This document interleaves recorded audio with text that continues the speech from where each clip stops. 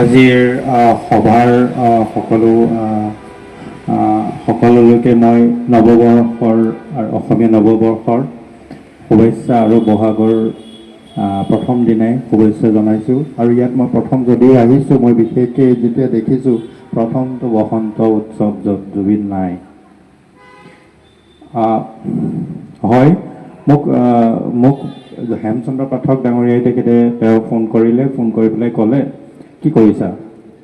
সেই একেই আপোনালোকৰ যেনেকৈ আজি হেডলাইন বসন্ত উৎসৱ জুবিন নাই। মই ঘৰত শুই আছিলোঁ, বৰষুণ দিছে। আৰু এতিয়া বৰষুণটো এনেকৈ জুবিনৰ ভাষাত ক'বলৈ গ'লে এজাক বৰষুণ আহি পেলাই চব ধুই থৈ গ'ল, চব গোটেইখন ধুই থৈ গ'ল।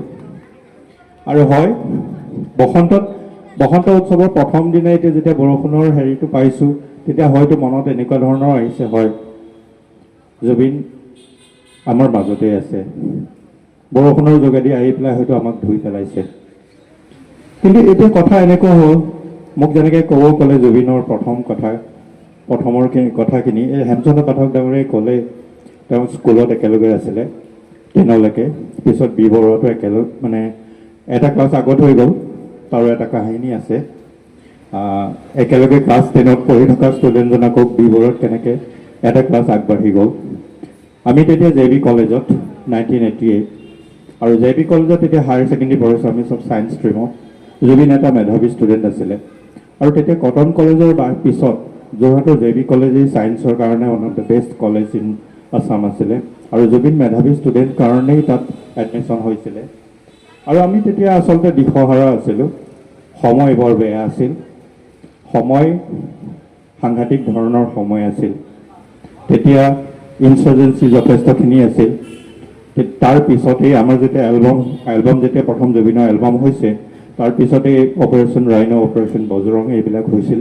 কাৰণ আমি পঢ়ি থকা সময়ত বৰ এটা বিষাক্ত সময়। সেই সময়তেই আৰম্ভ হৈছিল জুবিনৰ যাত্ৰা। জুবিন তেনেহ'লে কোন আছিল, যাত্ৰা কেনেকৈ কৰিছিল?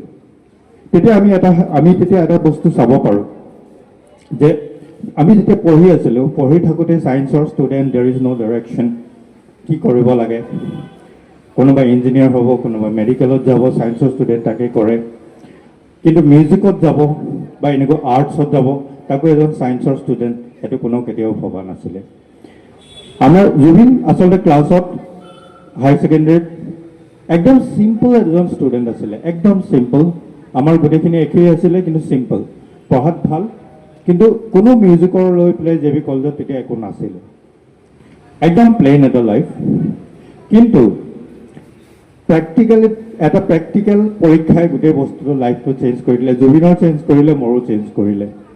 আমি তেতিয়া কি কৰোঁ, 120টা ষ্টুডেণ্টৰ আমাৰ যিটো বেটছ আছিলে, আমাৰ 120টা ষ্টুডেণ্টৰ প্ৰেক্টিকেল কৰিবৰ কাৰণে গোটেইখিনিকে ডিভিজন কৰি দি আছে। প্ৰেক্টিকেল 10টা ষ্টুডেণ্টৰ এটা গ্ৰুপ, আকৌ 10টা ষ্টুডেণ্টৰ এটা গ্ৰুপ বা 20টা ষ্টুডেণ্টৰ এটা গ্ৰুপ, তেনেকৈ গ্ৰুপ কৰি পেলাই দিয়ে। চ' আমি যেতিয়া গ্ৰুপত আমি কৰি আছিলোঁ, এটা গ্ৰুপ আছিলে, তাত জুবিন আছিলে, তাৰ পিছৰ বেটছটোত আকৌ মই আছিলোঁ। আমি কেমেষ্ট্ৰি প্ৰেক্টিকেল কৰি থাকোঁতে জুবিনহঁতে টেষ্ট টিউবত কিবা কিবি মিহলাই আছিলে, মিহলাই থাকোঁতে ফুটি গ'ল, ফুটি পেলাই ধোঁৱা ওলাই গ'ল। ধোঁৱা ওলাই যাওঁতে বাকীখিনি চব পলালে, জুবিন ফচি গ'ল।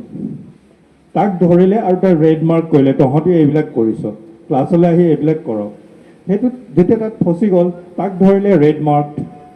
তাৰপিছতে ময়ো আহিলোঁ, ময়ো আহি পেলাই চালোঁ, কিবা কিবি মিক্স কৰিবলৈ গৈছিলোঁহে। তেতিয়া আহিলে ইনষ্ট্ৰাক্টৰ, আকৌ আহিলে তয়ো এটা, মোকো ধৰি পেলাই মোকো ৰেড মাৰ্ক কৰিলে। হায়াৰ ছেকেণ্ডেৰী যেতিয়া পৰীক্ষা হ'ল, পৰীক্ষাৰ ৰিজাল্ট আহিছে, আমাক কলেজৰ পৰা প্ৰেক্টিকেলত ফেইল কৰি দিলে। সেইটো আমাৰ চেঞ্জ অফ ডাইৰেকশ্যন হৈ গুচি গ'ল। চ' আমি এটা বছৰ বেছি হায়াৰ ছেকেণ্ডেৰী পঢ়া হ'ল, 2 years কৰ্চটো গৈ 3 years কৰ্চ হৈ গ'ল। আৰু সেই 3 years কৰ্চত যিটো বছৰ আমি থাকিবলগীয়া হ'ল, সেই বছৰটোত জুবিনে মিউজিক কৰিলে। যিটো সময়ত আমি কি কৰিম আৰু, কেতিয়াবা খেলিব যাওঁ, কেতিয়াবা কিবা কৰোঁ, কিন্তু জুবিনে মিউজিক কৰিলে। তেতিয়া জুবিনৰ মেইন কাৰণ, জুবিনে তেতিয়া নিজৰ ভইচটো ডিস্কভাৰ কৰা নাছিলে। জুবিনে তেতিয়া মিউজিক কম্প'জাৰ হ'ব বিচাৰিছিলে। উৎপল শৰ্মা থাকে, তেওঁৰ কাজিন উৎপল শৰ্মা শ্বিলঙত থাকে, আৰু শ্বিলঙত থাকোঁতে উৎপল দাই কি কৰিছিলে, শান্তা বৌৰ লগত গান গায়, শান্তা অজি। শান্তাউজীৰ লগত যেতিয়া গান গায় আৰু উৎপলে কম্প'জ কৰে, তেওঁ কম্প'জাৰ আছিলে A1 গ্ৰেডৰ কম্প'জাৰ শ্বিলং ৰেডিঅ'ত আছিলে।